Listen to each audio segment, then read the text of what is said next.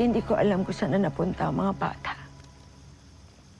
Sinubukan kong hanapin yung mga bata na pinamigay ni Remy. Wala na sa akin yung dokumento, nasunog na lahat. Pero hindi ako tumigil. Inis ako. Trinace ko kung sino mga magulang na nagampun dun sa mga bata. Pero nauna-una. Yung iba, na-discover ko na napunta sa sindikato. At yung iba naman,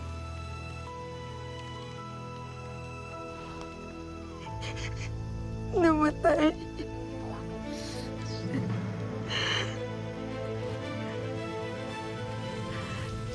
Pero isa si Mateo sa mga bata sa ampunan na nabuhay. Kaya nung una ko siya nakilala, pakiramdam ko, binigay siya sa akin ng Diyos para maging mission ko. Hanggang ngayon, bit-bit ng konsensya ko. Lahat ng mga batang nasira ang buhay at namatay nang dahil sa akin.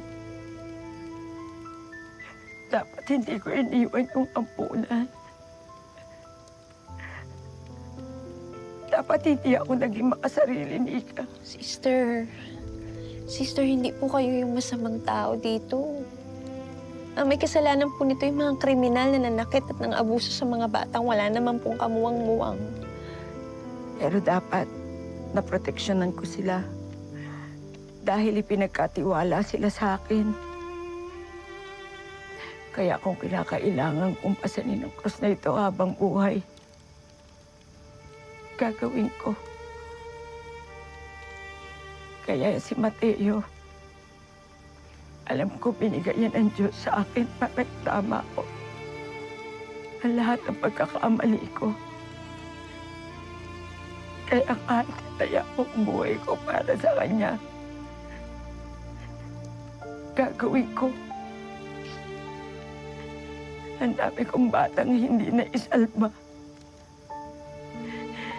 Yung man lang buhay ni Mateo, mailigtas ko. Hello mga kapatid, this is Jem de Guzman of My Best Friend Eman. Best friend, huwag ka na muna aalis. May kasunod pa to. Click mo na to and subscribe to TV5 YouTube channel.